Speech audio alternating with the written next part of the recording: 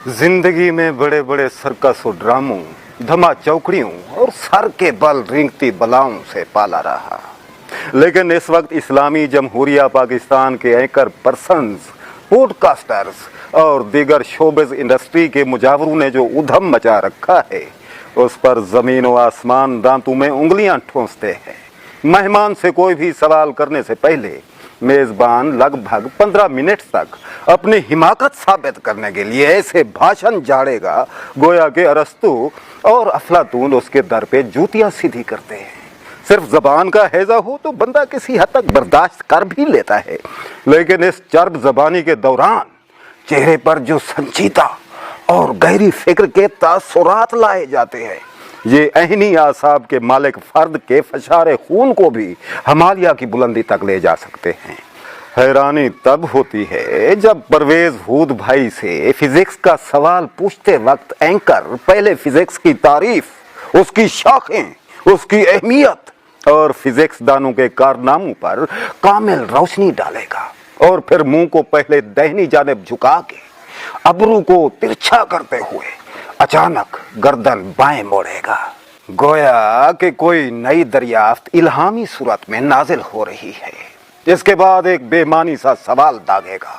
अक्ल के अंधे को कोई समझाने वाला नहीं कि 2 जुमलों में अपना सवाल मुकम्मल करो और प्रोफेसर को बोलने दो। ये नहीं कि कमर जमान कायरा को सियासत समझाने पर भी कल के ये लौंडे शर्म महसूस नहीं करते। ऊपर से ये खबरें देने वाले अहमकों की जरा ये बेहूदगी देखिए। आज कार हादसे में एक कार का ड्राइवर शदीद जख्मी हो गया। नाजरीन, आज कार हादसे में एक कार का ड्राइवर शदीद जख्मी हो गया। आपको बताते चले कि बतौकी के करीब एक कार हादसे में कार का ड्राइवर शदीद जख्मी हो गया। बताया जा रहा है कि हादसा मगरिब के वक्त पेश आया और हादसे में कार का ड्राइवर शदीद जख्मी हो गया। आइए जानते हैं हमारे नुमाइंदे शबीर से कि कार के साथ क्या हादसा पेश आया कि इसका ड्राइवर शदीद जख्मी हो गया। शबीर, बताइएगा कि क्या हादसा पेश आया पतोकी में जिसकी वजह से ड्राइवर शदीद जख्मी हो गया। जी नाजिया, आज ये कार हादसा पेश आया जिसकी वजह से कार का ड्राइवर शदीद जख्मी हो गया है। ये हादसा पतोकी में पेश आया। हादसे की वजह से कार का ड्राइवर शदीद जख्मी हो गया है।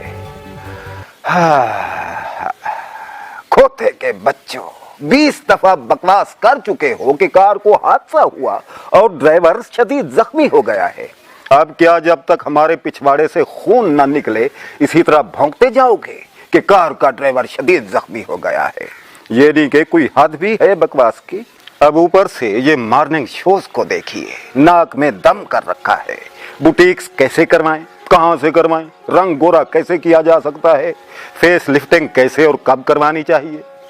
हमारी आवाम भी पागल हुई पड़ी है। जेब में एक टक्का नहीं और इनके शौक देखिए। Cosmetic surgeries, as whole pink, breast implant, vagina को पिंक कैसे करवाना है। लेजर ट्रीटमेंट से मर्द सारे बाल साफ करवा के चिकने बनने के ख्वाब देखते हैं, जैसे किसी मर्द का बिस्तर गर्म करने जाना हो। कूल्हे उभरे हुए रखने के लिए पहले दर्जी पैड्स बना रहे थे, अब डॉक्टर्स मर्द और औरतों के चूतड़ उठे हुए बना रहे हैं।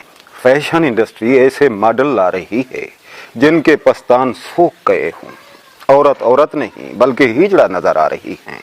होंठ ऐसे बन रहे हैं जैसे बतख का मुंह हो। ये तो हमारे लोगों के शौक हैं, हालांकि जानते हैं कि ये सब उनकी पहुंच से दूर है। पल्ले नहीं धेला ते कर दी मेला मेला। अवाम को छोड़िए, ये तो वैसे ही ज़हनी मरीज है, लेकिन मीडिया को क्या हो गया है।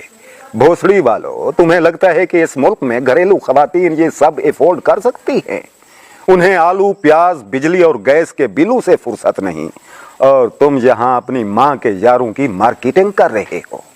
जो लोग ये सब एफोर्ड कर सकते हैं वो तुम्हारे चैनल बल्कि तुम्हारे मुल्क पे एक निगाह तक नहीं डालते।